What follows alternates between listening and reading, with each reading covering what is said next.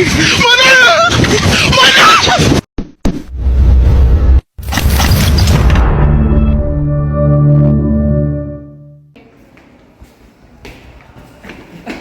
kak.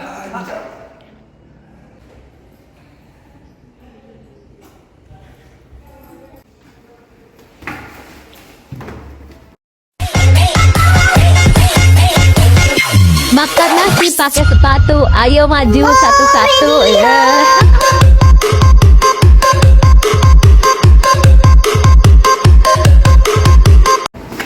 Mampus lu. Kalian gimana belum sih? Aku udah mulai selesai gitu. Iya. Kenapa ini? Coba digoyang-goyangin gini. Gak mau. Panggil dokter aja bahasa. Dokter.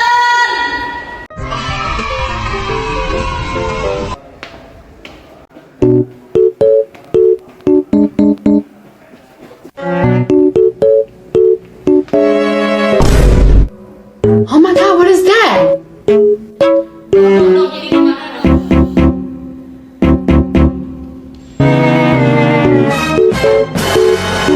Frontalnya nih yang kena.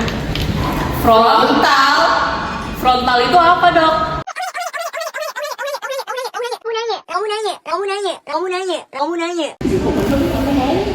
Jadi lobus frontal merupakan bagian paling depan dari otak besar.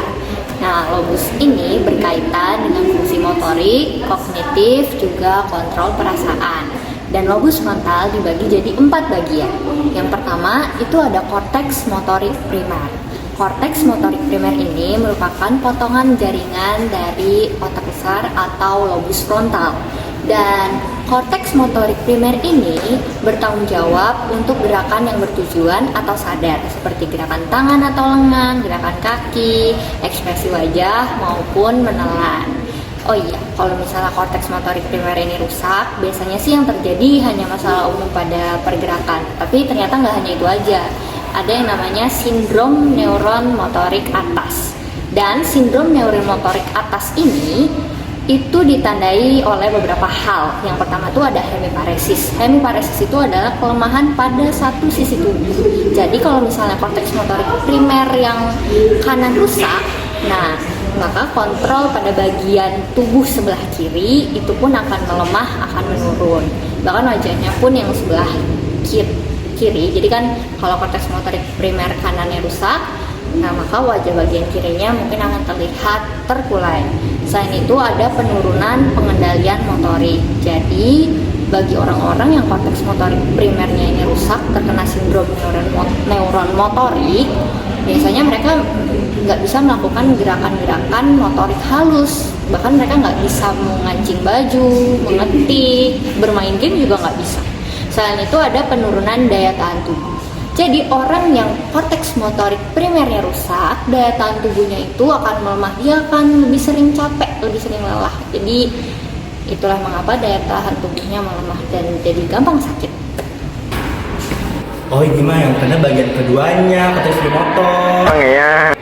Korteks premotor primer merupakan bagian terpenting dari otak yang terletak di anterior korteks motorik primer. Besarnya sekitar 6 kali lebih besar dari korteks motorik primer.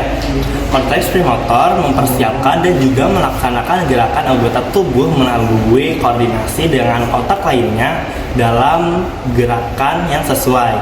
Nah, fungsinya juga berperan dalam mengorientasikan dan juga mempersiapkan otot-otot untuk gerakan yang akan datang. Hal ini terjadi karena korteks premotor berproyeksi ke otot-otot proksimal dengan saraf eferen dari korteks premotor melayani neuron motorik dari batang tubuh juga bahu dan meminta masukan penting untuk orientasi spasial.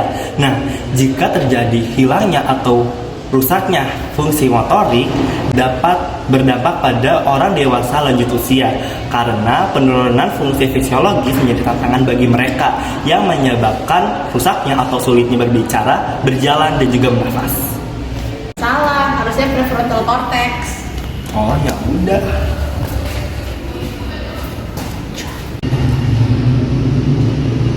Prefrontal cortex adalah salah satu bagian otak yang berfungsi sebagai eksekutif. Eksekutif adalah kemampuan untuk mengontrol diri, kemampuan untuk memecahkan masalah, dan kemampuan untuk mengingat instruksi. PVC terletak di belakang dahi.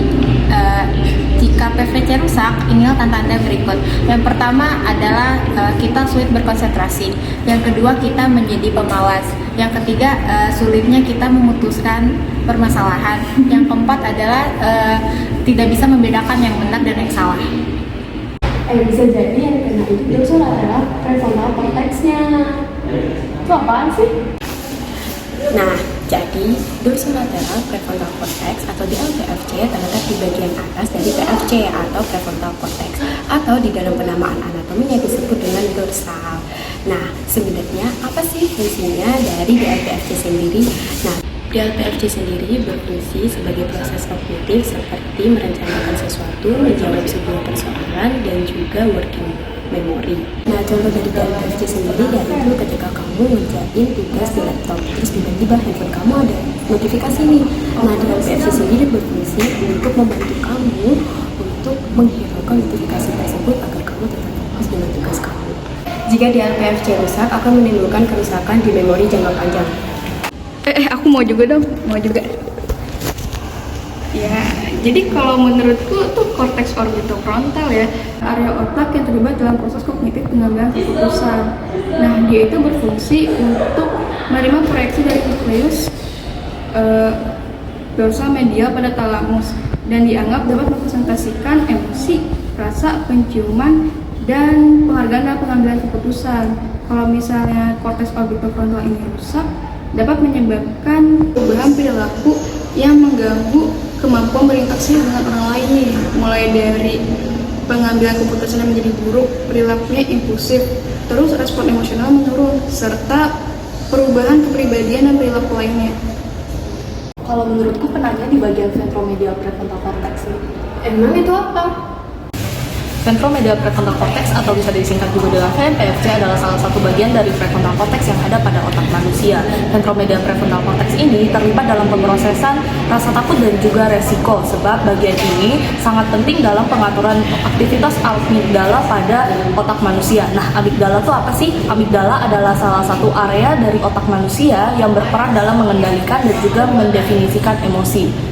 Ventromedial prefrontal cortex juga berperan dalam penghambatan respon emosional, pengendalian diri, dan juga proses pengambilan keputusan. Selain itu, bagian ini juga berperan dalam evaluasi kognitif terhadap moralitas. Jadi, kalau misalkan bagian ini rusak, akan menyebabkan kita kehilangan kontrol atas emosi dan juga perilaku. Contohnya, kita tiba-tiba bisa marah-marah, kita tiba-tiba bisa mukul orang, jambak orang. Nah, kalian gak mau kan hal seperti itu terjadi. Jadi, mohon jaga kesehatan otak kalian masing-masing ya. Setuju tuh. Tapi ini kayaknya aku kena di ACC sih. ACC apaan? ACC itu ACC atau Anterior Cingulate Cortex merupakan bagian otak yang berfungsi untuk memprediksi perilaku seseorang. Biasanya ACC itu juga disebut sebagai kunci dari rasa malu karena semakin kecil bagian otak ini, semakin kecil pula rasa malunya. Jadi, kalau bagian otak ACC ini rusak, biasanya orangnya nggak tahu malu. Kayak saya. Paham? Paham? Bombastic side eye. Criminal offensive side eye. Do you understand? Kalau gitu saya tidur lagi ya.